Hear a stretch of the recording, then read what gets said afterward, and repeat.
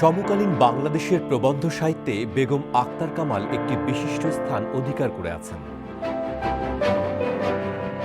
নানা বিষয়ে প্রবন্ধ সাহিত্য রচনা করে তিনি কৃতিত্ব দেখিয়েছেন। সাহিত্য, জাতীয় ইতিহাস ও ঐতিহ্যকে তাঁর রচনার উপজীব্য করেছেন।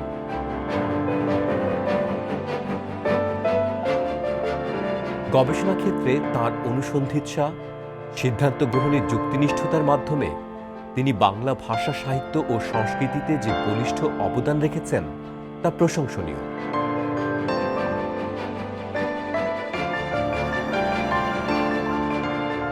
বেগম আক্তার কামালের প্রবন্ধগুলো বক্তব্যের বলিষ্ঠতা, যুক্তির শক্তিতে প্রকাশভঙ্গির নৈপুণ্যে অবশ্যই সার্থকতার দাবিদার।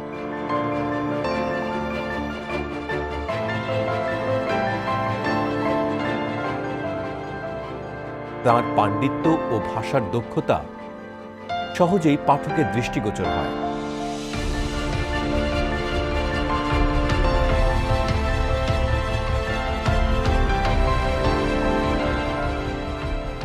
শিক্ষকতার ক্ষেত্রেও তিনি বিশিষ্টতার স্বাক্ষর রেখেছেন। গবেষণামূলক কাজের স্বীকৃতি হিসেবে পেয়েছেন বহু পুরস্কার। আমাদের আজকের শিল্পবাড়ির অতিথি বেগম আক্তার কামাল।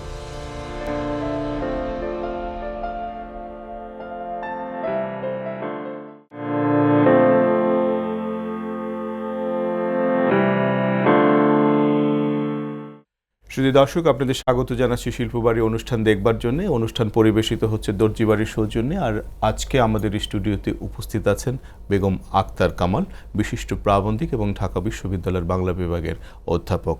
এবং আপা, আপনাকে স্বাগত জানাই। আপনাকেও স্বাগত। এবং আপা, আমাদের সঙ্গে আছেন অধ্যাপক শাহজাহান আহমেদ বিকাশ, ইনি ইউডা বিশ্ববিদ্যালয়ের চারুকলা ডিপার্টমেন্টের চেয়ারম্যান। আপনার সঙ্গে যখন কথা হবে সেই ফাঁকে আপনার ছবি আঁকবেন তিনি। খুব চমৎকার চমৎকার আঁকেন তিনি। আচ্ছা, আপনি কবিতা লিখছেন না, গল্প লিখছেন না, আপনি প্রবন্ধ লিখছেন এবং খুবই অনন্য মাত্রার প্রবন্ধ লিখছেন। প্রবন্ধকার হয়ে উঠলেন কেন, বা কেন লিখছেন, না কবিতা না গল্প? আমি কিন্তু প্রথম জীবনে কবিতা দিয়ে শুরু করেছিলাম। গল্প লিখেছি, উপন্যাস লিখেছি, নাটক লিখেছি। তখন আমার সৃষ্টিশীল সাহিত্য আমি রচনা করেছি। কিন্তু যখন আমি MA ক্লাসে পড়লাম, বাংলা সাহিত্যে অনার্স পড়ে পাশ করে MA উঠলাম, তখন থিসিস পেপার করতে হয়। তখন আমাদের বিভাগ থেকে আমাকে একটা থিসিস পেপার করার জন্য বলা হলো। তখনই আমি গবেষণায় নিমগ্ন হই এবং গবেষণাটি আমার ভালো লেগে যায়, গবেষণা কাজটি আমার ভালো লেগে যায়। এবং এই গবেষণার মধ্যে যে একটা আনন্দ আছে, একটা মননশীলতা আছে, এই দুটোকে আমি একটু চেষ্টা করেছি ধরতে। সেটা ঢাকা বিশ্ববিদ্যালয়? ঢাকা বিশ্ববিদ্যালয়। আপনি ঢাকা কবে ভর্তি হয়েছিলেন? আমি 69-এর অক্টোবরে ভর্তি হয়েছি বাংলা বিভাগে। বাংলা বিভাগ। এর আগে কোথায় ছিলেন? এর আগে আমি সেন্ট্রাল উইমেন্স কলেজ থেকে HSC পাস করেছি, কামরুন্নেসা গভর্নমেন্ট স্কুল থেকে SSC পাস করেছি। তাহলে এইভাবে হলো আপনার বিকাশ। আপনি যুক্ত হলেন ঢাকা বিশ্ববিদ্যালয় ছাত্রী হিসেবে। 69, 70, 71 বাঙালির উত্থান পর্ব। 71টা আপনি কিভাবে দেখেছেন? আপনার সেই সময় তারুণ্য, যৌবন, উন্মেষকাল। 71 তো একদিকে ছিল আপনার একটা দেশপ্রেম ছিল, আর স্বাধীনতার আকাঙ্ক্ষা ছিল, একটা বাঙালি চেতনা ছিল, আরেকদিকে একটা ভয়ের শিহরণ ছিল। কারণ আমাদের বাসাটা ঠিক রাজারবাগের কাছে ছিল এবং অনেক শেল এসে পড়েছিল আমাদের ছাদে, আমাদের ঘরের জানালায়, যখন বম্বিং হচ্ছিল, গুলি হচ্ছিল যখন EPR এর উপরে, তখন অনেক গুলি। 25শে মার্চ রাত্রে। তো এখন যদি আপনি বলেন যে মুক্তিযুদ্ধ নিয়ে আমার আবেগের মধ্যে দুটো কথা আছে, দুটো স্মৃতি আছে, যে স্মৃতিটা আমি এখনো লালন করি। একটি স্মৃতি হচ্ছে আমরা যখন মে মাসের দিকে পালালাম গ্রামে, তখন গ্রামটা কোথায়? গ্রামটা হচ্ছে ঢাকার নরসিংদী শিবপুরের কাছে, কবি শামসুজ্জামানদের এলাকায়। তারপর বর্ষাকাল, তখন জুলাইয়ের দিকে বোধহয়, বর্ষার সময় আমরা শুনলাম যে আর্মি আসছে এবং আমাদের বাড়িটা একদম রাস্তার পাশে। তারপর আমরা ওখান থেকে আবার সবাই পালালাম, পালিয়ে একটা বিল পার হয়ে একটা চরের মধ্যে যাব আমরা। তা আমার বোনের একটা বাচ্চা ছিল, বিলটা কোমর পানি ছিল, বাচ্চাটাকে মাথার উপর নিয়ে আমরা পার হচ্ছিলাম। একদিকে আশঙ্কা, মিলিটারি পদধ্বনি শোনা যাচ্ছে। তো চরের মধ্যে গিয়ে আমরা রাত্রের মতো আশ্রয় নিচ্ছি। সেখানে একটা বুড়ি ছিলেন, সেই বুড়ি আমাদের খেতে দেবেন, আমরা 3 দিন খাইনি। বুড়ি আমাকে সেখানে আমাদের একটু ভাত রান্না করে দিলেন, আর হোমিওপ্যাথি শিশির চেয়ে একটু বড় একটা শিশিতে একটু ঘি ছিল, সেই ঘিটুকু হয়তো তার ছেলের জন্য বা নাতি নাতনির জন্য রেখেছেন, আমাদেরকে দিলেন। এবং আমার খেয়ে মনে হলো আমি অমৃত খেলাম। এই যে একটা মানবিক দিক ছিল, গ্রামের সকলে যে আমাদের আশ্রয় দিচ্ছে, সেবা করছে, খেতে দিচ্ছে, এইটি আমি কোনোদিন ভুলব না। এইটি আমি মনে করি মুক্তিযুদ্ধের একটা মানবিক দিক, যে মানবিক দিকটি আমাদের জাতীয় চেতনায় থাকা উচিত। আরেকটা দিক হচ্ছে, এটা বোধহয় অক্টোবরের দিকে হবে, তখন আমি গ্রামে আছি এবং গ্রামে একটা জঙ্গলের মধ্যে আমরা পালিয়ে আছি। আমাদের পাশের বাড়ির ছেলে, আমার সমান বয়সী তখন 17-18, সে মুক্তিযুদ্ধে যায় এবং মুক্তিযুদ্ধের ট্রেনিং নিয়ে একটা গ্রেনেড দিয়ে তাকে পাঠিয়ে দেওয়া হয় যুদ্ধ করার জন্য। সে গ্রেনেড নিয়ে আর্মির ক্যাম্প ছিল এখান থেকে ধরুন কত দূর, 1000 গজ দূরে, সেইখানে ক্যাম্পে সে বম্বিং করতে গিয়ে ধরা পড়ে যায় এবং তাকে বেয়নেট দিয়ে খুঁচিয়ে খুঁচিয়ে মারছে। এখানে তার বাবা মা আছে, সে বাবা গো মা গো বলে চিৎকার করছে, আমরা শুনছি, আমাদের কিছু করার ছিল না। এই অত্যাচার, এই হত্যা, এটা আমি কোনোদিন ভুলব না। সে আমার সমবয়সী ছিল, আমার সহপাঠীও ছিল। বেঁচে থাকলে এখনই হয়তো আপনার মতো এই রাষ্ট্রের জন্য কোনো কাজ করতে, দেশের জন্য, সমাজের জন্য কোনো কাজ করতে। এরকম বহু তরুণ হারিয়ে গেছে। 71 সালে সত্যি সত্যি এই রাষ্ট্রের জন্য, দেশের জন্য জীবন উৎসর্গ করেছেন। আমরা এই অবসরে তাদের ত্যাগের প্রতি গভীর শ্রদ্ধা নিবেদন করছি। ধন্যবাদ। আপা, আপনার প্রবন্ধদের নানা মাত্রিকতা, এর মধ্যে কোন বিষয়টি আপনাকে খুব আলোড়িত করে? কোন বিষয়টা? কবিতা নিয়ে কাজ করতে আমার ভালো লাগে। আমি কবিতা বিষয়ে প্রবন্ধ বেশি লিখেছি। আমি ক্লাসেও কবিতার পাঠদান করি, দীর্ঘদিন ধরেই করি। কথা সাহিত্যও করি, অন্য বিষয়ে ছিল আবার। কিন্তু কবিতা আমি যতটা আনন্দ পাই, কবিতাটা আমি যেন বুঝতে পারি, এটা আমার পঠন পাঠনের মধ্যে দিয়েই হোক বা ইনটিউশন থেকে হোক, যেভাবেই হোক। আপনি আমাকে বলেছিলেন যে আপনার একটা চ্যালেঞ্জও ছিল। হ্যাঁ, চ্যালেঞ্জ ছিল যে মেয়েরা কবিতা বোঝে না, মেয়েরা কবিতার উপর প্রবন্ধ লিখতে পারে না, কবিতাও লিখতে পারে না, এরকম একটা অভিযোগও আছে। কারণ কবিতার যে আবেগ, হ্যাঁ, আর মেয়েদেরকে রবীন্দ্রনাথ বলেছেন রিয়েলিস্ট, অথচ আপনারা উল্টো করে বলেন মেয়েদের আবেগ বেশি। কিন্তু কবিতার জন্য যে ধ্যানময়তা, যে অবসর এবং যে সময়টা দরকার, সেটি আমাদের মেয়েদের জীবনে, সংসারে নেই। সেই জন্য মেয়েরা দেখবেন উপন্যাস বেশি লেখে এবং তাদের চর্চার ক্ষেত্রটা হচ্ছে উপন্যাস। সেখানে তারা একটা বার্গেইন করতে পারে সমাজের সঙ্গে, প্রেম হোক, সংসার হোক, সব কিছু নিয়ে একটা বার্গেইনের জায়গা আছে, যে জায়গাটায় কোনো পুরুষের ছায়া থাকে না। আমরা সেই জায়গাটা কাজ করতে পারছি। কবিতা বাংলাদেশে খুব কম নারী লিখেছেন, আপনি জানেন। আর এখন অবশ্য আমি আশাবাদী যে এখন অনেক নারী কবি এসছেন এবং তারা প্রচুর কবিতা লিখছেন। অনেক কবিতাই ভালো, আমি মনে করি অনেক পুরুষের চেয়েও ভালো কবিতা লিখছেন তারা। আপনি এই যে চ্যালেঞ্জটা নিলেন, অনেক বছর হয়ে গেল, প্রায় 30-40 বছর। চ্যালেঞ্জের এই সময় এসে আপনার কি মনে হয় যে আপনি সফল? সফলতা তো আমি বিচার করব না, এটা পাঠক করবে, ভবিষ্যৎ করবে। আমার যেটা মনে হয়, আমি সততার সঙ্গে কাজ করেছি এবং আমার কাজের আমি আনন্দ পেয়েছি। এবং যখন প্রত্যন্ত অঞ্চল থেকে টেলিফোন আসে, আপনার বইটা পড়লাম, লেখাটা পড়লাম এবং লেখাটা পড়ে নতুন কিছু পেলাম, তখন আমার ভালো লাগে। আমার পাঠক সংখ্যা খুব বেশি নয়, কারণ একটা অভিযোগ আছে আমার বিরুদ্ধে যে আমি একটু কঠিন ভাষায় লিখি।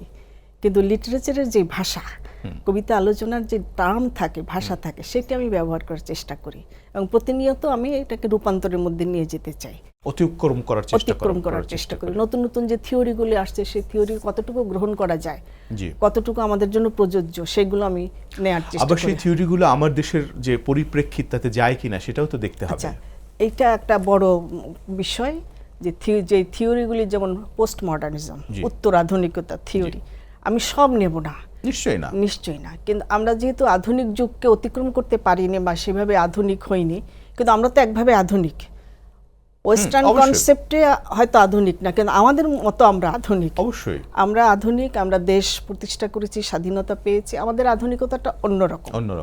সেইখানে এখন যে বর্তমান পুঁজিবাদী সমাজ এসছে, পণ্যভোগী সমাজ এসছে, এখানে আপনি লক্ষ্য করবেন ঢাকা শহরটার মধ্যে উত্তর আধুনিকতার অনেক বৈশিষ্ট্য কিন্তু আছে।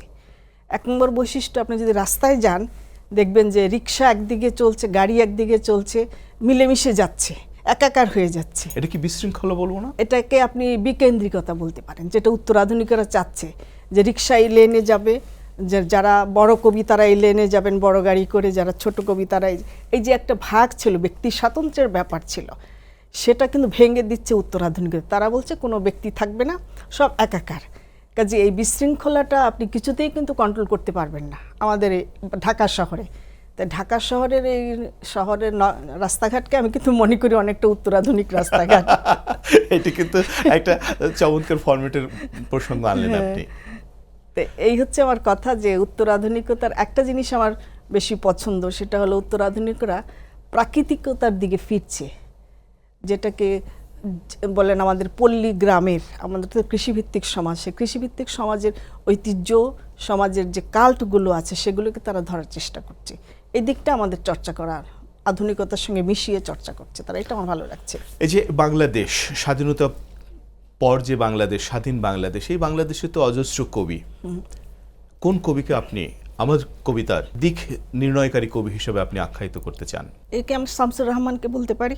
শামসুর রহমানকে আমার প্রধান কবি মনে হয় এই জন্য যে উনি আমাদের বাংলাদেশের জাতীয় রাজনীতি সংস্কৃতির সঙ্গে কবিতার একটা যোগ ঘটিয়েছেন, এবং এটা যখনই আমাদের সময় পাল্টাচ্ছে, রূপান্তরিত হচ্ছে, সময়ের সঙ্গে সঙ্গে তিনি অগ্রসর হয়েছেন। আর সবচেয়ে বড় যেটা করেছেন সেটা হলো তৎকালীন ঢাকায় 50-এর দশক থেকে শুরু করে ধরুন একেবারে 2000 শতাব্দী, আমি এই যে ঢাকার শহরের সময়কালটা, এই সময়কালে আমাদের জীবনের একটা ছন্দ আছে, নাগরিক জীবনের ছন্দ। এই নাগরিক জীবনের ছন্দটাকে তিনি মাপা মাপা ছন্দ তার কবিতায় ধরতে পেরেছেন, যেটা আর কেউ পারেনি। এটা আমার কাছে অভিনয়, মানে নাগরিক কবি, নাগরিক কবি না, নাগরিক ছন্দের কবি। নাগরিক কবি এর চেয়ে শহীদ কাদরী বেশি। আচ্ছা, শামসুর রহমানের চেয়ে নাগরিক কবি শহীদ কাদরী বেশি। আমি যদি আপনাকে আপনার আরেকজন কবি জীবনানন্দ দাশ এবং শামসুর রহমান, আপনি জীবনানন্দ দাশ অনেক মগ্ন একজন মানুষ, হ্যাঁ, তো জীবনানন্দ দাশ শামসুর রহমানের মধ্যে যদি তুলনা করতে বলি, আপনি কোন দিকে যাবেন, কাকে কত মার্কস দেবেন? যে কবিদের তো এইভাবে তুলনা করা একটু সমস্যা। হ্যাঁ, সমস্যা আছে, তারপরও হ্যাঁ, তবে আমি যেটা জীবনানন্দের মধ্যে লক্ষ্য করি সেটা হলো যে তার মধ্যে হৃদয় অনুভূতি বেশি, ইন্দ্রিয় আসক্তি আছে, মনন গভীরতা আছে এবং বোধ আছে, যেটা আমি শামসুর রহমানের কবিতায় পাই না। শামসুর কবিতায় কি পান? শামসুর রহমানের কবিতায় এই জীবন, এই সমাজ, আমাদের সংগ্রাম এবং কিছু ব্যক্তি অনুভূতি, কিছু প্রেম, এগুলো পাই, কিন্তু আমি সাচ কোনো দর্শন আমি খুঁজে পাচ্ছি না শামসুর রহমানের কবিতা। আমার মনে হয়েছে শামসুর রহমানের জীবন দর্শনটা ঠিক সেইভাবে কোনো বিশেষ কেন্দ্র বা বিশেষ লক্ষ্যবিন্দুকে অগ্রসর করে হয়নি। জীবনানন্দের যেটা আছে, একটা মহাসময়কে এবং পৃথিবীর ওপারে আরেক পৃথিবীর একটা কল্পনা, একটা জীবন দর্শন কিন্তু আছে তার। জীবন দর্শন না থাকলে কিন্তু কবিদের কবিতা ভালো হয় না আর কি, এক অর্থে যেটা মিস করছে এখনকার কবিরা, ওদের রাজনৈতিক চেতনা এবং জীবন দর্শন, এই দুটোর অভাব আছে। জীবনানন্দের গল্প আপনার কেমন লাগে? গল্প কবিতা আমি মিলিয়ে পড়ি, আমার তো খুবই ভালো লাগে, আমি পড়ে খুব আনন্দ পাই। আপা, হাসুলিবাকের উপকথা, আমাদের এক অসাধারণ কথা শিল্পী, কবি উপন্যাসের তারাশঙ্কর বন্দ্যোপাধ্যায়, হাসুলিবাকের উপকথা নিয়ে আপনার একটা প্রবন্ধ আছে। আপনি হাসুলিবাকের উপকথার করালি ক্যারেক্টারটা কিভাবে দেখেন? করালি ক্যারেক্টারকে আমি দেখি যে নতুন যুগের একজন ধন্যবাদী সভ্যতার সঙ্গে তার পরিচয় ঘটছে এবং সে নতুন যুগকে আনতে চাচ্ছে, কিন্তু উপন্যাসের শেষে বনোয়ারি বোধহয়, সে বনোয়ারি, সে মাটি খুঁড়ছে এবং পুরাতনকে আঁকড়ে ধরে থাকতেছে। এই যে ট্রানজিশনটার মধ্যে তারাশঙ্কর কাজ করেছেন এবং সব উপন্যাসে প্রায় তার এই ট্রানজিশনটা আছে। সামন্ত সমাজের প্রতি তার একটা আকর্ষণ আছে, সকল জমিদারেরই থাকে একটা আকর্ষণ, তারাশঙ্করেরও ছিল, কিন্তু নতুনকে তিনি অস্বীকার করতে পারছেন। ইতিহাসের গতি কোন দিকে যাচ্ছে সেটা তিনি ধরবার চেষ্টা করেছেন। করালিকে আমার নতুন যুগের নায়ক বলতে পারলে আমি খুশি হতাম, কিন্তু সে তো এক শৃঙ্খলের মধ্যে পড়ে গেছে, পুঁজিবাদী সভ্যতার, কারখানার কাজ করে সে শ্রমিকের মতো কাজ করছে। তাহলে কিন্তু শুধু উত্তরণ চাইছে জীবন থেকে, সেটা কি সে কাঁচা টাকা চাচ্ছে, কাঁচা টাকা চাওয়াটা তো অপরাধ না? মানুষ তো চাওয়াটা অপরাধ না, সে চাইতেই পারে, এই সমাজে তার চাওয়ার অনেক কিছু আছে, কিন্তু সে যে একজন শ্রমিককে রূপান্তরিত হচ্ছে, একজন গ্রামীণ কৃষিজীবী থেকে শ্রমিকে চলে যাচ্ছে, এই ব্যাপারটাই তো আমাদের সমাজের মূল চেহারা, যে যারা ভূমিহীন হয়ে যাচ্ছে তারাই শ্রমিকে রূপান্তরিত হচ্ছে, বস্তির অধিবাসী হচ্ছে। এটাকে খুব বেশি উত্তরণ বলা যাবে কি? না, উত্তরণের জন্য তো পাতো রাখতে হবে। এখন যদি বনোয়ারির মতো সেই পালকি, যে বেহারা যারা, সেই জায়গায় যদি থাকে, আবদ্ধ হয়ে থাকে, বেরিয়ে আসতে হবে তো। এবং পৃথিবী তো এভাবেই বেরিয়ে এসছে, প্রযুক্তির হাত ধরে। বেরিয়ে আসার সঙ্গে সঙ্গে আমরা আমাদের মূল্যবোধগুলো এবং আমাদের নিশ্চয়তা, আমাদের আশ্রয়গুলো আমরা হারাচ্ছি কিনা, হ্যাঁ, মানবিক সম্পর্কগুলো হারাচ্ছে কিনা। অবশ্যই সেটা যদি আমরা তারাশঙ্করের সেই হাসুলিবাকের উপকথাকে উপাখ্যান ধরি বা আশ্রয় ধরি, তাহলে তো আমরা এখন একদম বিভক্ত হয়ে যাচ্ছি, ডিভাইডেড হয়ে যাচ্ছি। বাসার মধ্যে 3-4 জন মানুষ কেউ কারোর সঙ্গে কথা বলছে না, না। কম্পিউটার নিয়ে আছে, আমরা নিঃসঙ্গ হয়ে যাচ্ছি। নিঃসঙ্গ হয়ে যাচ্ছে না। নিঃসঙ্গ হয়ে যাচ্ছি। এইটা কি আমরা সাহিত্যকে কিভাবে আনতে পারি, যে আমরা এই নিঃসঙ্গ থেকে মুক্তি কিভাবে পেতে পারি বলে আপনার ধারণা? এই নিঃসঙ্গতা থেকে মুক্তির পথ লেখকরা দেখাবেন কিভাবে পেতে পারি। আমার যেটা মনে হয় যে প্রযুক্তি ভালো, প্রযুক্তি আমার দরকার, আমি প্রযুক্তিকে আমার প্রয়োজনে ব্যবহার করব, কিন্তু প্রযুক্তির আমি নিজে হাতিয়ার হব না। আর দ্বিতীয়ত মানুষের সংস্কৃতির যে জায়গাটা, এটার একটি অঞ্চল প্রযুক্তির, বাকি সমস্ত অঞ্চলটা কিন্তু প্রাকৃতিক সংস্কৃতিতে জড়িত। কাজে সেই জায়গাটা যেন আমরা না হারাই, সেই জায়গাটার চর্চা করতে হবে। এবং প্রযুক্তির উপর এত বেশি নির্ভরশীলতা আমার পছন্দ না, যে জন্য আমি কম্পিউটারে লিখি না। হয়তো অনেকে অভ্যস্ত হয়ে এসেছে, তার কিন্তু আমার আসে না, আমার কল্পনা আসে না, সেখানে আমার চিন্তাগুলো কাজ করে না। রবীন্দ্রনাথ ঠাকুরের ছোট গল্প আপনি কিভাবে দেখেন? ছোট গল্প দেখি, তার একটা জীবন চিত্র, যেটা গ্রাম বাংলার এবং শহর দুটোই কিন্তু আছে। এবং অনেক গল্পের মধ্যে শেষের দিকে এসে তিনি শহরে চলে গেছেন, উত্তরণ ঘটিয়েছেন। অধিকাংশ গল্পে তার নারী এবং প্রকৃতি, এই দুটোকে তিনি বিশেষভাবে ধরবার চেষ্টা করেছেন। এবং পুরুষের অসহায়তা, এই যে আমাদের মূল জীবন শিকড় থেকে বিচ্যুত পুরুষগুলো, যারা অমূল তরুর মতো বেড়ে উঠছে এবং তারা তাদের মানবিক সম্পর্ক হারিয়ে ফেলছে, এই দিকগুলো ভালো। এই দিকগুলো আমাকে শেষের কবিতাকে আপনি কি একটা আধুনিক উপন্যাস বলবেন? অবশ্যই আধুনিক উপন্যাস। কেন আধুনিক উপন্যাস? একটা স্মার্ট উপন্যাস এটা মনে হয় আপনার? আমার মনে হয়েছে, যদিও রাবীন্দ্রিক স্টাইলে দর্শনটা এখানে কাজ করেছে, যে অমিত এবং লাবণ্য মিলন হয়নি, মিলন না হওয়াটাই তো রবীন্দ্রনাথের লক্ষ্য, মিলনটা তিনি ঘটাতে চাননি। কিন্তু অমিত রায় যাকে তিনি তুলে এনেছেন, এ তো আমাদের বাঙালি যুবকের একটা প্রতিভু। ওই সময়ের বাঙালি যুবক যারা বিদেশে গিয়ে লেখাপড়া শিখে দেশের সঙ্গে সম্পর্ক ছেদ করে অমিট রে হয়ে যাচ্ছে, অমিট রে। এই যে অমূল তরু বলছি আমি, যে মূল থেকে যাদের শিকড় নেই, হ্যাঁ, সেই শিকড় যেখানে নেই, সেখানে সে লাবণ্যর প্রেমকে কিভাবে রক্ষা করতে পারে। ফররুখ আহমেদকে নিয়ে আপনার একটা প্রবন্ধ আছে, তার মিথ নিয়ে। তিনি তো ইসলামী মিথ ব্যবহার করেছেন। এইটাকে, ফররুখ আহমেদের এই যে দৃষ্টিভঙ্গিটা, এটাকে আপনি কিভাবে দেখেন? দৃষ্টিভঙ্গিটাকে আমি দেখি, ফররুখ আহমেদ আসলে অ্যাডভেঞ্চার করতে চেয়েছেন। মুসলমান জাতিকে আপনার একটা সমুদ্র পার করে, অন্ধকার সমুদ্র পাড়ে একটা তীরে পৌঁছে দিতে চেয়েছেন। সেই জন্য অ্যাডভেঞ্চারটা তার মধ্যে রোমান্টিকভাবে এসছে। সেই রোমান্টিক চেতনায় তিনি সমসাময়িক ইউরোপের কোনো মিথকে গ্রহণ না করে, সেই এগুলোকে মিথ বলে না, কিংবদন্তি বলে, ইতিহাস বলে, ইসলামিক উপাখ্যান বলে, আখ্যান বলে, সেই হিরোগুলোকে তিনি আনতে চেয়েছেন। এবং একই সঙ্গে আমি দুই একটা হিন্দু ভারতীয় মিথও পাই, যেখানে আপনার এক জায়গায় আছে যে বর্ষা তীর বিদ্ধ করে জলধারা উঠল, সেই জলধারায় ওই যে বিবি সারা তার পুত্রকে পান করালেন। ঠিক এর মধ্যে অর্জুন যেভাবে তীর বিদ্ধ করে ভীষ্মের মুখে পানি দিয়েছিল, সেই রকমই একটা পাশাপাশি মিশে যাচ্ছে। আর ফররুখ আহমেদের যেটা খুব সৎ কবি ছিলেন আমি বলবো, এবং আরবি ফার্সি শব্দের এত সুষ্ঠু ব্যবহার করেছেন, যেটা নজরুলের পরে, নজরুলের চেয়েও সুচারু। নজরুলের চেয়েও সুচারু বলছেন? সুচারু বলছি, সুচিন্তিত এবং সুচারু।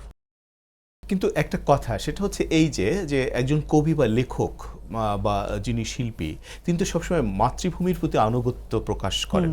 ফররুখ আহমেদ কি সেটা করতে পেরেছিলেন? মাতৃভূমি তার কাছে ছিল পাকিস্তানকে তিনি মাতৃভূমি ভেবেছেন এবং আশা করেছিলেন যে এই দেশ ইসলামী রাষ্ট্র প্রতিষ্ঠা হবে, সব মানুষ সমান হবে। তার প্রথম কবিতা কিন্তু লাশ, যেটা 45-এর দুর্ভিক্ষের কালে লেখা, সেখানে মানবতাবাদ আছে, এই রাষ্ট্র মানবতাবাদী রাষ্ট্র হবে। কিন্তু যখন দেখা গেল রাষ্ট্র দুর্নীতিপরায়ণ এবং অত্যাচারী, তখন তিনি কিন্তু তার এক মুহূর্তের কবিতায় চলে গেলেন, যেখানে তিনি দেশ প্রকৃতির কথা বলছেন।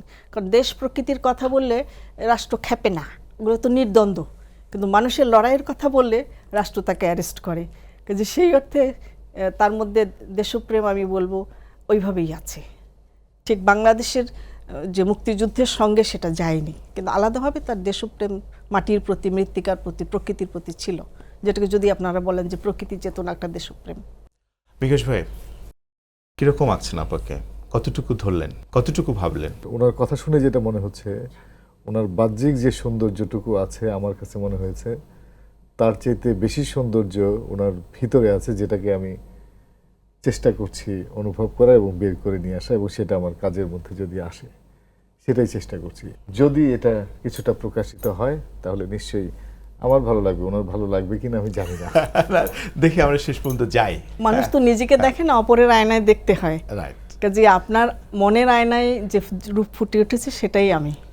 আব্বা, আমরা একটু খবর নিয়েছি আপনি ভালোবাসেন জীবনানন্দ দাশকে, কিন্তু ক্যাম্পাসে একটা কথা আছে, আপনাকে বলা হয় রবীন্দ্রনাথের নায়িকা। এটা কতটা সত্য এবং কেন বলা হয় এটা আপনি জানেন?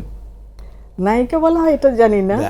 আপা একটা ছোট্ট বিরতি নিয়ে এটা শুনবো। শুধু দর্শক, আপনারা দেখছেন শিল্পবাড়ি, পরিবেশিত হচ্ছে দর্জি বাড়ির সৌজন্যে, এবং আমাদের সঙ্গে আছেন বেগম আক্তার কামাল, ঢাকা বিশ্ববিদ্যালয়ের অধ্যাপক এবং বিশিষ্ট প্রবন্ধিক।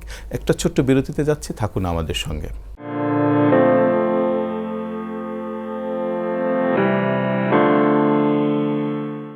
শুধু দর্শক, আমাদের সঙ্গে থাকবার জন্য কৃতজ্ঞতা জানাই। আমাদের সঙ্গে আছেন বেগম আক্তার কামাল।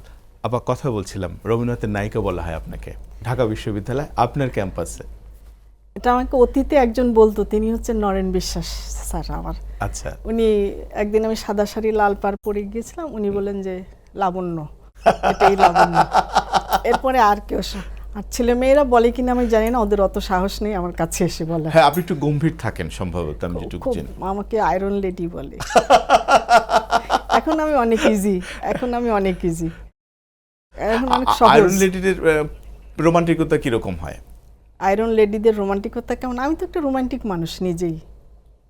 যে আয়রন লেডি হচ্ছে, আমি প্রাতিষ্ঠানিকভাবে দুষ্টু প্রকৃতির ছেলে, তো ওদের একটু শাসন করতে হয় যাতে দেখলে একটু ব্যক্তিত্বময়ী মনে হয়। নারীদের ওরা কিছু পাত্তাই দিতে চায় না। মহিলা টিচাররা আবার কি পড়াবে, কেমন পড়াবে, এগুলো নিয়ে তারা কথা বলে। কিন্তু ছেলেদের ধরে রাখা ক্লাসে কথা শুনতে বাধ্য করা, এই জন্যই ওরা বোধহয় এসব কথা বলে। না, কিন্তু সম্প্রতি, হ্যাঁ বলুন। রবীন্দ্রনাথ তো আমার পাঠের বিষয়, আমি পাঠ করেছি, আমার বইও আছে, 2টো বই আছে রবীন্দ্রনাথের উপরে।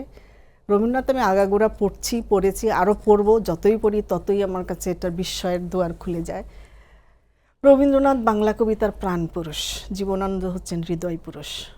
কাজে রবীন্দ্রনাথ ছাড়া আমি পড়াই বলেই হয়তো এটা বলে ছেলে মেয়েরা। না, আমি সম্প্রতি আপনার একটা বনভোজনের ছবি ছাপা হয়েছে, কোথাও প্রকাশিত হয়েছে, সেখানে আপনাকে বলা হয়েছে, আপনার জুনিয়র কলিগরা বলেছে যে বেগম আক্তার কামাল রবীন্দ্রনাথের নায়িকা। আপনি কি ছবিটা দেখেছেন? আমি দেখিনি তো। আপনার ছাত্র, কোন এক ছাত্র আমাকে বলেছে। আচ্ছা, আমি দেখিনি। আমার ফেসবুকে অনেকের সঙ্গে আমি লিঙ্ক না, তো আমার ঠিক জানি না। আচ্ছা, আপনি মেনে নিচ্ছেন যে আপনি রবীন্দ্রনাথের নায়িকা? নায়িকা হওয়ার সৌভাগ্য হলে তো ভালোই হতো, কিন্তু রবীন্দ্রনাথের নায়িকারা যে মননশীল এবং রুচিশীল, সেরকম হবার চেষ্টা করি। এখন ধরেন আপনি নায়িকা হবেন, কোন গল্পের নায়িকা হবেন? আমি লাবণ্য শেষের কবিতাই হতে চাই। রবীন্দ্রনাথকে আপনি একটা প্রবন্ধে ব্রহ্ম রবীন্দ্রনাথ বলেছেন। ব্রহ্মভাবনা। ব্রহ্মভাবনা, আসলে রবীন্দ্রনাথের ব্রহ্মভাবনার জিনিসটা কি, আপনি কি বোঝাতে চেয়েছেন? রবীন্দ্রনাথের ব্রহ্ম বলতে আমি বোঝাতে চেয়েছি যে ব্রহ্ম শব্দের মূল কথাটি হচ্ছে কিছু গুণ, একটা বস্তুর গুণ, সে গুণটিকে সম্প্রসারিত করা। রবীন্দ্রনাথ ব্রহ্ম বলতে বুঝিয়েছেন মানুষের যত শ্রেয় গুণ আছে সেই গুণগুলোর সম্প্রসারণ, এবং এই শ্রেয়ের কাছে আমরা যত যাব, যত সম্প্রসারিত হব, ততই আমরা ব্রহ্মকে পাবো। আমি এই অর্থে ধরতে চেষ্টা করেছি। জানি না এটা পাঠক গ্রহণ করবে কিনা, রবীন্দ্র ভক্তরা কি মনে করবেন, কিন্তু আমি এইভাবেই দেখেছি যে এটা বস্তুর অন্তর্নিহিত গুণ, মানুষও একটি বস্তু, মানুষের শ্রেয় কিছু গুণের বিকাশের জন্যই যেদিকে আমরা যাচ্ছি সেই দিকটাই হচ্ছে ব্রহ্ম, ব্রহ্মে যাচ্ছি আমরা। এই অর্থে আমি ব্রহ্মকে ধরার চেষ্টা করেছি। রবীন্দ্রনাথের সাহিত্যে, রবীন্দ্রনাথের জীবন এবং কর্মে। জীবনে এবং বিশ্ব, তার যে ব্রহ্ম বিষয়ে 153টা গান আছে, উপাসনা করার জন্য যে গানগুলো গাওয়া হতো, ওই যে তারপরে মাঝে মাঝে তব দেখা পাই, চিরদিন কেন পাই না, এটা আমার খুব প্রিয় গান। সীমার মাঝে অসীম তুমি, এই গানগুলোর আমি আলোচনা করেছি। আর আরেকটা জিনিস আমি বলার চেষ্টা করছি, রবীন্দ্রনাথের ব্রহ্মচেতনায় তার পিতার ছায়া আছে। তার পিতা তো ফিউডাল ছিলেন, সামন্ততান্ত্রিক ছিলেন, তারা তো খাজনা তুলেছেন। হ্যাঁ, সেটা এবং মানুষকে নিপীড়ন করেছেন, নির্যাতন করেছেন। এখন পিতৃতান্ত্রিক সমাজ ব্যবস্থায়, হ্যাঁ, পিতৃতন্ত্রের একটা শৃঙ্খল থাকে, যে শৃঙ্খলটা আপনারও আছে, তারও আছে, প্রত্যেকেরই শৃঙ্খল আছে। এই শৃঙ্খলে আপনি যদি জড়াতে না চান, তাহলে আপনি একটা প্রতীক খোঁজেন এর কাছ থেকে মুক্তির, তখনই প্রভু আসে, বন্ধু আসে, সখা আসে। রবীন্দ্রনাথ এইভাবে এই শৃঙ্খল থেকে বের হওয়ার জন্যে প্রভু আমার, প্রিয় আমার, সখা আমার, এইসব নামের মধ্যে রূপক থেকে রূপকে যাচ্ছেন। এটা একটা থিওরি আছে যে আমরা পিতৃতন্ত্রের শৃঙ্খল ভেঙে যখন ফেলে দেয় তখন দেখি যে আমরা আরেকটা রূপকে চলে যাচ্ছি, আমরা শৃঙ্খলটা ভাঙতে পারছি না। প্রভু তখন পিতার রূপ ধারণ করছে, সখাও পিতার রূপ ধারণ করছে, যে শ্রেয় আমার উপরে। আমি পিতা বলতে এখানে বোঝাচ্ছে যিনি আমার আমার আমার চেয়ে শ্রেয়, এই ছায়াটা আছে। কিন্তু আশ্চর্য লক্ষ্য করবেন, রবীন্দ্রনাথের কোনো রচনা, কোনো সৃষ্টি কিন্তু তার মাকে উৎসর্গ করা হয়নি। এটা খুব অভিনব। তাই নাকি? হ্যাঁ, তার মাকে কোনো কিছু তিনি উৎসর্গ করেননি। জীবন স্মৃতিতে তার মায়ের যে কথা আছে, মৃত্যুর দৃশ্যটা আছে, সেখানে তিনি মাতৃদেবী বলছেন। 14 বছর বয়সে মারা গেছে। কতটা অভিভূত হয়েছেন, শোক প্রকাশ করেছেন জানি না, কিন্তু মায়ের প্রতি তার তেমন আবেগ, যে শূন্যতা, সেটা খুব একটা ছিল বলে আমার মনে হয়। যে জন্য বসুন্ধরাকে তিনি আঁকড়ে ধরেছেন। প্রকৃতি তার কাছে দ্বিতীয় আদি অদিতি, আদিমাতা হয়ে এসছে। আপা, আমরা একটু অন্যদিকে যাই। আপনি নারী এবং নারীর জায়গা থেকে অনেক কিছু দেখেন, অনুভব করেন, ভাবনা করেন। রোকেয়া আমাদের এই সমাজের, এই রাষ্ট্রের এবং 100 বছর আগের পশ্চাৎপদ যে সমাজ ব্যবস্থা, তারা অগ্রগামী এক সৈনিক ছিলেন। রোকেয়া যে সমাজ ব্যবস্থাটা ভাঙতে চেয়েছিলেন, সেটা আমরা কতদূর ভেঙে এসেছি? রোকেয়া একটা পথ করে দিয়েছেন, সেই পথটা আমরা লেখাপড়া, শিক্ষা, নারী শিক্ষার জন্যে। কিন্তু রোকেয়া যে কাজ করে গিয়েছেন, সেই পরিমাণ কাজ আমরা এখন করতে পারছি না। তিনি অনেক অগ্রবর্তী নারী, এবং যে কথাগুলো তিনি বলেছেন, অনেকগুলো কথা মুছে দেওয়া হয়েছে পরে, কিন্তু সে কথাগুলো তিনি বলেছেন, অনেক কিছুই আছে। অনেক বই ছাপার সময় সেগুলো দ্বিতীয় মুদ্রণে আসেনি। ওই সময়কার মানুষগুলো মনে হয় তাই। রবীন্দ্রনাথও কাজ করেছেন, শান্তিনিকেতন করেছেন, স্কুল করেছেন, রোকেয়াও স্কুল করেছেন, কিন্তু শিক্ষাটা যে বড় দরকার জাতির জন্য, এটা রোকেয়া অনুভব করেছেন। আজকে যারা নারীবাদী আছে, যারা আন্দোলন করে ইত্যাদি, তারা যতটা কথা বলে ততটা কাজ করে কিনা আমার সন্দেহ। কাজী নজরুল ইসলাম, তার ছোট গল্পকে আপনি কিভাবে, তার কবিতা নিয়ে অনেক কথা হয়, কিন্তু ছোট গল্প নিয়ে ঠিক ওই অর্থে তেমন কোনো কথা হয় না। আপনি কি তার ছোট গল্প পড়েছেন? হ্যাঁ, পড়েছি। আমাকে তো সবাই পড়তে হয় বাংলা সাহিত্যের শিক্ষক হিসেবে। তার ছোট গল্পগুলো আমার কাছে মনে হয়েছে, নিজে যেমন বাঁধনহারা ছিলেন, ছোট গল্পগুলো তেমনি বাঁধনহারা। এবং প্রেম, বিরহ, নারীদের বঞ্চনা, নারীরা বঞ্চনা করে, প্রতারণা করে, আবার নারীরাও বঞ্চিত হচ্ছে, প্রতারিত হচ্ছে, এই বলয়ের মধ্যে আছেন। কিন্তু তার মৃত্যুক্ষুদ্ধ উপন্যাসটি অসাধারণ উপন্যাস, যেখানে তিনি একটি মেজবউ চরিত্র দেখাচ্ছেন, যে দরিদ্র ছিল, খ্রিস্টান হয়ে গেল। এই যে একটা সাহসের সঙ্গে তিনি মুসলমান খ্রিস্টান হয়ে যাচ্ছে অর্থনৈতিক কারণে। এই দিকটা, অর্থনৈতিক দারিদ্রতার ছিল তো, একেবারেই নিম্ন অবস্থা থেকে তিনি এসছেন। কাজেই তার নিজের অভিজ্ঞতা এটা লেখা, সেই জন্য এটা একটি সার্থক উপন্যাস। ওর অন্য পদ্মগোখরকে কি বলবেন? পদ্মগোখরোর মধ্যে অনেক ডাইমেনশন আছে, অনেক রকম ডাইমেনশন। গল্পটির মধ্যে স্বর্ণ লালসা আছে, দেখবেন। স্বর্ণ লালসার মধ্যে আমাদের পুঁজিবাদী সভ্যতার স্বর্ণ লালসা কিন্তু কাছে। ঠিক যেমন রবীন্দ্রনাথের রক্তকরবী রাজার স্বর্ণ লালসা ছিল, তাল তাল শোলা তুলছে। ব্যাখ্যা করলে কিন্তু গল্পকে অনেক সুন্দরভাবে ব্যাখ্যা করা যায়, যে নজরুলের ক্ষমতা ছিল, কিন্তু তার শিল্পী মনটা ছিল স্বতঃস্ফূর্ত, স্পন্টেনিয়াস, যা মনে আসতো তাই লিখতেন। কিন্তু ওটাকে যে ভাবুক চিত্তকে যে রূপচিত্তের মধ্যে আনতে হয়, একটি রূপ শোভন ভাবনার মধ্যে, সুচারু পরিকল্পনার মধ্যে আনতে হয়, সে ধৈর্য তার ছিল না। তার আরেকটা গল্প হচ্ছে রাক্ষসী। হ্যাঁ, আমি তো মনে করি এটা একটা খুব অনবদ্য গল্প। হ্যাঁ, অনবদ্য গল্প তো বটে। প্রতিবাদ, হ্যাঁ, এবং নারীর ক্ষমতায়ন যদি বলি, হ্যাঁ, তাহলে এটা একটি আরেকটি অসাধারণ গল্প সেই সময়। অবশ্যই নারীর ক্ষমতা, কিন্তু নারীর প্রতি খুবই, তার মধ্যে আসলে নারী সত্তা ছিল, আমি মনে করি। নারী সত্তা ছিল, এবং 1000 বছরের চাপা পড়া নারীর কণ্ঠস্বর তিনি, আমি মনে করি। এবং তিনি সে কণ্ঠস্বরে কথা বলেছেন, নারীর বেদনাকে ধরতে চেয়েছেন। বিশ্বযুদ্ধ শিল্প সাহিত্য একটা বই আছে। হ্যাঁ, বইয়ের শুরুতে কয়েক লাইনের পরেই আপনার একটা বাক্য আছে এরকম, যে প্রতিহিংসা এবং ভালোবাসা মানুষের আদিম প্রবৃত্তি। আসলে কি প্রতিহিংসা এবং ভালোবাসা কি পাশাপাশি আদিম প্রবৃত্তিতে যেতে পারে? হ্যাঁ, যেতে পারে। আদিমকালে মানুষ ভালোবাসতো বলে আমরা এখন ভালোবাসছি। প্রথম যেদিন সূর্যাস্তের আলোতে একটা ফুল ছিঁড়ে পার্শ্ববর্তিনীর খোপায় দিল, চুলে লাগালো, সেদিনই তো ভালোবাসার জন্ম, সুন্দরের জন্ম। এখন আরেকজন যে তার প্রতি লালসা প্রকাশ করছে, সে হয়তো প্রতিহিংসা পোষণ করছে। যে প্রতিহিংসাটা আমাদের আদিম বৃত্তি, এটা আছে সব সমাজে, এটা আছে বলে যুদ্ধ হচ্ছে। আপনি বললেন যে যখন প্রথম খোপায় ফুল দিয়েছিল, এখন তো আপনি একটু গম্ভীর, যেহেতু আপনি ইউনিভার্সিটিতে পড়ান, আপনার একটা গাম্ভীর্য ধারণ করতে হয়, কিন্তু যখন ছাত্রী ছিলেন তখন কি কেউ ফুল দিয়েছিল আপনাকে? ফুল না দিলেও টিপ দিয়েছিল। কিরকম টিপ পরিয়ে দিয়েছিল, তার নামটা বলা যাবে না। দরকার নেই, বলুন তো। আমি আমাদের সেমিনারে বসে পড়ছিলাম, তখন নাম বললে আপনারা চিনে যাবেন।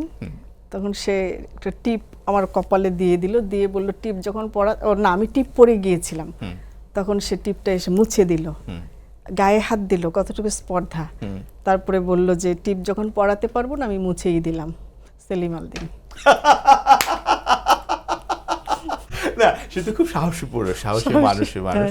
এবং তার নাটক নিয়ে একটু বলুন তো। তার নাটক তো একেবারে নতুন ডাইমেনশন নিয়ে এসছে, যেটা আমি বললাম যে আমাদের প্রাকৃতিকতা, আমাদের গ্রামীণ সেই প্রাকৃতিকতার অচেনা জগৎটা, যেটা আমরা দূর থেকে দেখি আহা আহা করি, সেই জগৎটার সংগ্রাম, সেই জগৎটার ভালোবাসা, দ্বন্দ্ব এবং হিংসা, লোভ, চরিত্র সব কিছুই সে নিয়ে এসছে এবং ফর্মটা এনেছে নতুনভাবে। তিনি কি আসলে আপনাকে টিপ পড়াতে চেয়েছিলেন? এটা ক্ষণিকের কথা ছিল তার, সেরকম কখনো। আমি একটু গম্ভীরই থাকতাম, মানে তখনও থাকতে ছাত্রী অবস্থায় থাকতে? ছাত্রী অবস্থায় ছেলেদের কাছে একটু গম্ভীরই ছিলাম, কারণ আর সবাই একটু ভয়ে থাকতো যে এ পড়াশোনা করে রাত দিন, এ পড়াশোনায় ভালো, একে এসব নিয়ে ডিস্টার্ব করা যায়। হ্যাঁ, আমি সম্প্রতি শুনলাম আপনাকে বলা হয় বইয়ের পোকা, মানে আপনি সবসময় এখনো নাকি বই নিয়ে থাকেন, সবসময় বইয়ের পাগল। বই আমার জগৎ। তাহলে বই যদি জগতের, সংসার কিভাবে চালালেন? আমি কিন্তু সংসারের দিক থেকেও আমি নিজেকে সফল মনে করি। আমি একই সঙ্গে হলের প্রভোস্ট ছিলাম, আমার 2 মেয়েকে আমি লেখাপড়া শেখাতাম, স্কুলে নিয়ে আসা, কলেজে আনা নেওয়া, ভর্তি ইত্যাদি। তাদের 2জনকে আমি শিক্ষক করেছি, তাদের বিবাহ দিয়েছি। সেদিক থেকে আমি সফল মা বলতে পারেন। এই 2 মেয়ের বাবা কি করেন? 2 মেয়ের বাবা বেসরকারি কর্মকর্তা ছিলেন, স্বায়ত্তশাসিত কর্পোরেশনের, এখন রিটায়ার্ড। আচ্ছা, তাই মোটামুটি আপনি একটা সুখী জীবন যাপন করছেন, এটা সুখের ভেতর দিয়ে আমি যাচ্ছেন। স্বাধীন, এটুকু বলতে পারি। আমার স্বামী আমাকে আর কিছু না দিক, স্বাধীনতা দিয়েছে। অর্থ দিতে পারেনি, বিত্ত দেয়নি, স্বাচ্ছন্দ্য দেয়নি, সেটা আমাকেই অর্জন করতে হয়েছে, জোগাড় করতে হয়েছে। আমিই সংগ্রহ করেছি, মেয়েদেরও আমি স্বচ্ছন্দে রাখার চেষ্টা করেছি, কিন্তু যেটা দিয়েছে সেটা আমাকে স্বাধীনতা দিয়েছে। আমার কাজে অনেক বড় একটা দিক। অনেক বড়, এটা অনেক নারী সংসারে পায় না, এই জন্য তাকে আমি ধন্যবাদ জানাই। আসলেই সে কোনো হস্তক্ষেপ করে না, আমার কোনো লেখালেখি সময় নষ্ট করেন না সে। সে কি নিজে কি, উনি কি পড়াশোনা পড়েন বা ভাবেন? এখন চোখের জন্য তেমন পড়তে পারে না, উনি একটু ধার্মিক মানুষ। আচ্ছা, আপনার একটা কথা শুনেছি আমি, আপনার মেয়ে, এক মেয়ে ঢাকা বিশ্ববিদ্যালয়ের শিক্ষক হওয়ার কথা ছিল। সে মেয়েটির নাম ত্রিনা, আমার প্রথম মেয়ে। মেয়ে ঢাকা বিশ্ববিদ্যালয়ের শিক্ষক হওয়ার কথা ছিল মানে কিন্তু যোগ্যতা ছিল বা তিনি অল থ্রু সব প্রথম শ্রেণীর, কিন্তু তিনি শিক্ষক হতে পারেনি শুধু আপনার কারণে। কেন হতে পারেনি সেটা একটু শুনবো। ছোট্ট একটা বিরতি নিয়ে সেটা শুনবো। শুধু দর্শক, আপনারা দেখছেন শিল্পবাড়ি, পরিবেশিত হচ্ছে দর্জিবাড়ির সৌজন্যে, এবং আমাদের সঙ্গে আছেন বেগম আক্তার কামাল। আমরা একটা ছোট্ট বিরতিতে যাচ্ছি, বিরতি থেকে এসে আবার এই ঘটনাটা শুনবো। থাকুন আমাদের সঙ্গে।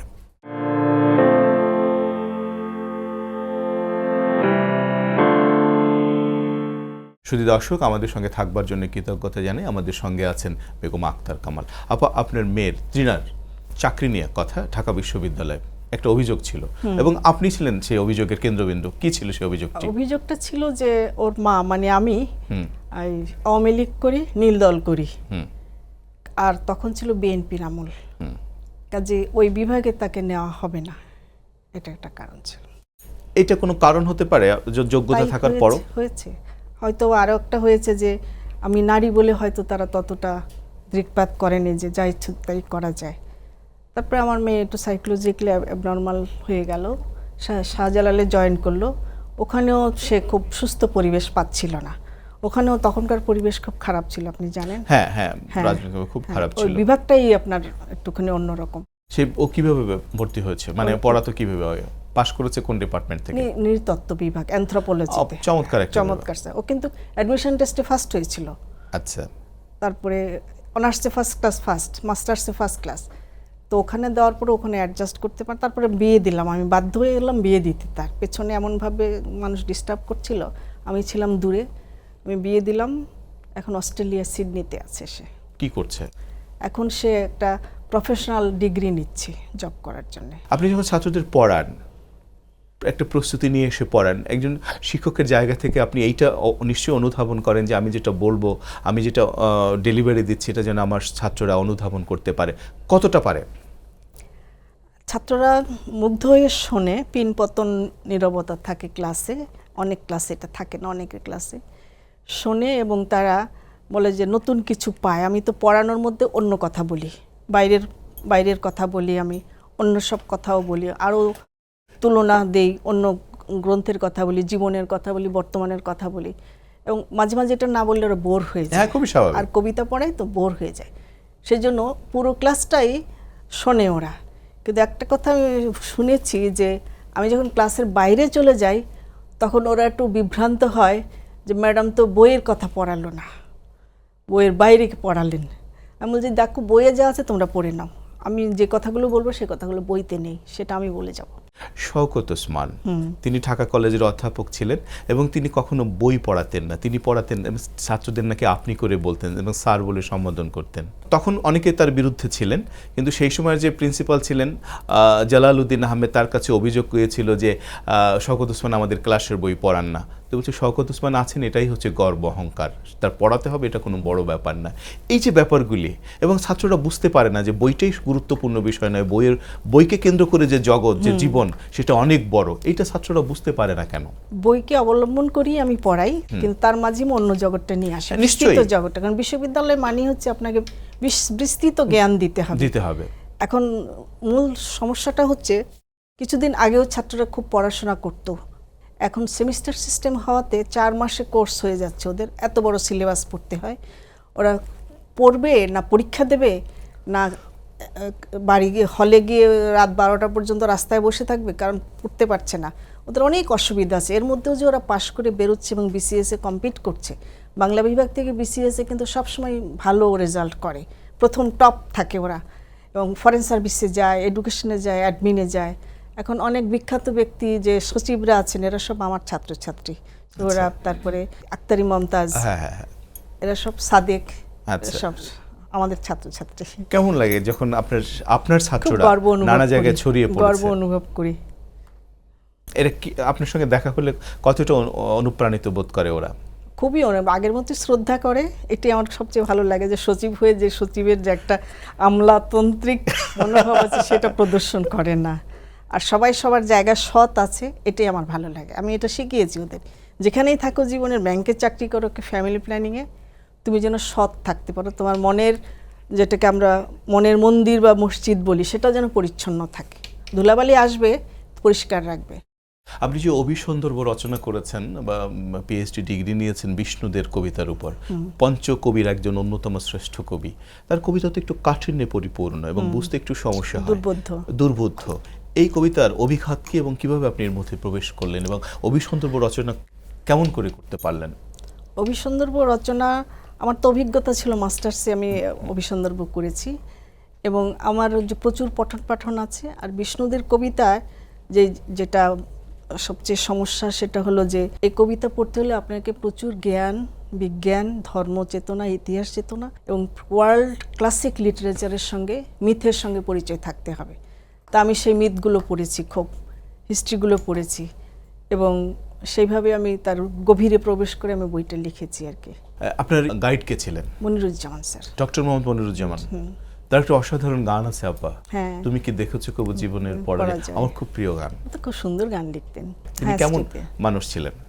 তিনি খুব সজ্জন মানুষ ছিলেন, খুব ভদ্র এবং পড়াতেন খুব ছিমছাম, যেটুকু পড়ানো দরকার সেটুকুই পড়াতেন এবং খুব ক্যালকুলেটিভ ছিলেন, খুব সিস্টেমেটিক ছিলেন, এটা আমার মনে হয়েছে। ভদ্র, কোনোদিন তাকে রাগ করতে দেখিনি, হাসি মুখে কথা বলতেন। আবার আপনার কি কখনো গল্প লিখতে ইচ্ছে করে না এখন এই মুহূর্তে? হ্যাঁ করে, গল্পের প্লটগুলো মাথায় ঘোরে, ভাষাটাও মাথায় থাকে, টেবিলে বসলেই কিন্তু হয়ে যায়। অনেক সময় ভাবছি আমি ক্রিয়েটিভ লেখায় যাব। কবিতা কিন্তু আমি এখনো লিখি মাঝে মাঝে, তাৎক্ষণিক কোনো ঘটনায়। যেমন হুমায়ুন আজাদের মৃত্যুর সময় একটা কবিতা লিখেছি, হারিয়ে গেছে, আবার একটু সংরক্ষণের সমস্যা আছে। তারপরে ওই যে রানা প্লাজার ধ্বংস থেকে যখন মেয়েটা বেরোলো, ওই যে একটা মেয়েকে উদ্ধার করার শেষ মুহূর্তে, ওটা নিয়েও একটা কবিতা আছে। এরকম কিছু কিছু কবিতা আমি লিখি আর। আপনি হুমায়ুন আজাদের কথা বললেন, আপনার সহকর্মী ছিলেন, হ্যাঁ, বলুন তো তার সম্পর্কে, হুমায়ুন আজাদ সম্পর্কে, লাল নীল দীপাবলির মানুষ সম্পর্কে। তিনি লেখায় যেরকম মানুষ হিসেবে কিন্তু সেরকম ছিলেন না। মানুষ ছিলেন একটু কাঠখোট্টা ধরনের, আর সবসময় একটা বিরূপ মনোভাব নিয়ে থাকতেন, নারীদের তেমন পছন্দ করতেন না। আবার লেখায় কিন্তু নারীর মুক্তির কথা বলতেন। হ্যাঁ, এটাই অবাক লাগে আর কি, নারীরা তার কাছে তুচ্ছ। কেউ যদি বোরকা পরে আসে ক্লাসে, তাকে তিনি খুব হেনস্থা করতেন। আর পড়াতেন ভালো, এটা আমি শুনেছি। আমি তার ক্লাস করিনি, কারণ সে আমার শিক্ষক নয়। না, আমি সহকর্মী হিসেবে জানতে চাই। সহকর্মী হিসাবে যতদিন চেয়ারম্যান ছিল ভালোই করেছে, কালচারাল দিকগুলোকে সে ধরবার চেষ্টা করেছে আর কি। আমাদের সাহিত্য তাকে কিভাবে মনে রাখবে? আমাদের সাহিত্য তাকে কিভাবে মনে রাখবে, এটা তার প্রতিভা ছিল, তার ভাষাতাত্ত্বিক যে জ্ঞান সেটা খুবই ভালো ছিল, সেদিকে গেলে অনেক ডেভেলপ করতেন। আপা, আপনার সম্পর্কে আপনার এক সহকর্মী কি বলেছেন একটু জেনে আসি, আচ্ছা। দেখে আসি। আমরা জানি যে বাংলাদেশের সাহিত্যের যে বিকাশ, এই বিকাশের ক্ষেত্রে সমালোচনা সাহিত্য একটি বড় ভূমিকা রাখছে, এবং এই সমালোচনার ক্ষেত্রে আমাদের এই বাংলা বিভাগের একটি বিশেষ অবদান আছে, এটা দীর্ঘ ঐতিহ্য আছে। সেই ঐতিহ্যের ধারাবাহিকতাই বেগম আক্তার কামাল বাংলাদেশের সমালোচনা সাহিত্যে একটি বিশিষ্ট স্থান অধিকার করে নিয়েছেন। তার রচনা পাঠ করে বোঝা যায় যে এর মধ্যে একটি ব্যক্তিত্ব, একটি বিশেষ জ্ঞানভাণ্ডার সঞ্চিত আছে, এবং তার এই রচনাধারা, তার গদ্যশৈলী এমন একটি উচ্চতায় প্রতিষ্ঠিত যে তার রচনা পাঠ করে তাকে শনাক্ত করা যায়, চিহ্নিত করে নেওয়া যায়। তো আমি মনে করি তিনি আমাদের দেশের একজন অন্যতম শ্রেষ্ঠ সাহিত্য সমালোচক। সেখানে নারী পুরুষের ব্যবধান ঘুচিয়ে তিনি সত্যিকার অর্থে একজন প্রাবন্ধিক সত্তা হিসেবে প্রতিষ্ঠিত, এবং এটি হচ্ছে তার সবচেয়ে বড় অর্জন, তার সবচেয়ে বড় সাফল্য। বলুন তো আপা, কেমন লাগলো? ও আমার একজন প্রিয় মানুষ, হ্যাঁ, আর আমার সম্পর্কে যা বলেছে এটা ওর নিজের মন থেকে বলেছে, মন থেকেই কথা বলেছে। ও আমাকে একদিন একটা কথা বলেছিল, যে কথাটি আমি প্রতিবাদ করি, সেটা বলেছিল আপনার গদ্যে পৌরুষ আছে। কেউ কেউ বলে পুরুষের মতো গদ্য লেখেন, আমি বলি যে না, আমি লেখকের মতো লিখি, আমি নারীর মতো লিখি না, পুরুষের মতো না, লেখকের মতো লিখি। এরপরে কথাটা সে আজকে সংশোধন করেছে, লেখকের মতো লেখে। খুব ভালো মানুষ, সেও কিন্তু লেখে, না, সেও কিন্তু অবশ্যই, আমাদের অবশ্যই। অন্যতম প্রাবন্ধিক। বিকাশ ভাই, আপনি একটু বলবেন কি আঁকলেন আপাকে? আমি আসলে কিছুই বলতে চাচ্ছি না, আপা যদি বলেন নিশ্চয়ই আমার ভালো লাগবে, কারণ আমি তো এঁকেই ফেলেছি। আমার যা বলার তা কিন্তু ছবিতেই বলা হয়ে গেছে।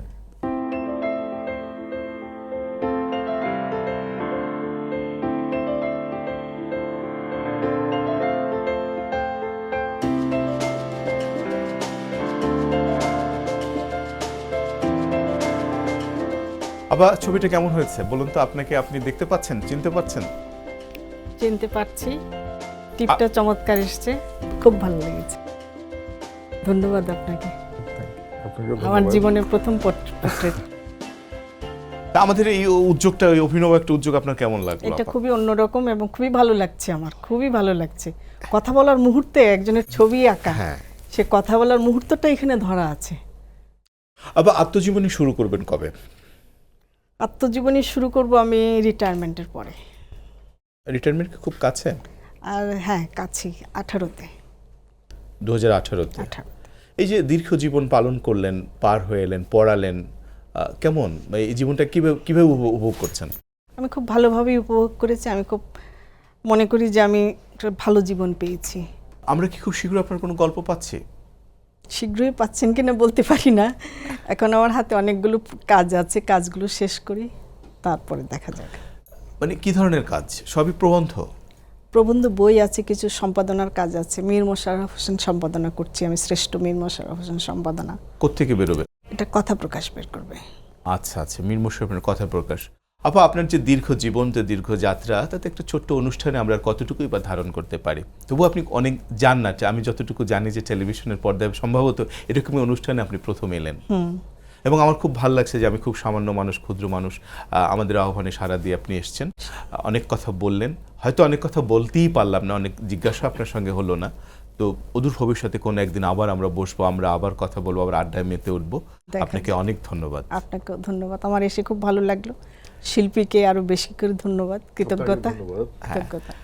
সুধী দর্শক, আমাদের সঙ্গে থাকবার জন্য কৃতজ্ঞতা জানাই। আমাদের সঙ্গে ছিলেন শিল্পবাড়িতে আজ বেগম আক্তার কামাল, এক নান্দনিক মানুষ, প্রবন্ধের মানুষ। প্রবন্ধ যারা লেখেন তারা অত্যন্ত মননশীল হন, গভীর পঠন এবং পাঠনের দীর্ঘ যাত্রাপথে তাদের যেতে হয়। অনেক কথা শুনলেন, আবার সব কথা হয়তো আমরা বলতে পারিনি, অন্য কোনো অনুষ্ঠানে হয়তো বলা হবে। আপনারা যে যেখানেই থাকুন, ভালো থাকুন, সুন্দর থাকুন, কুশলে থাকুন।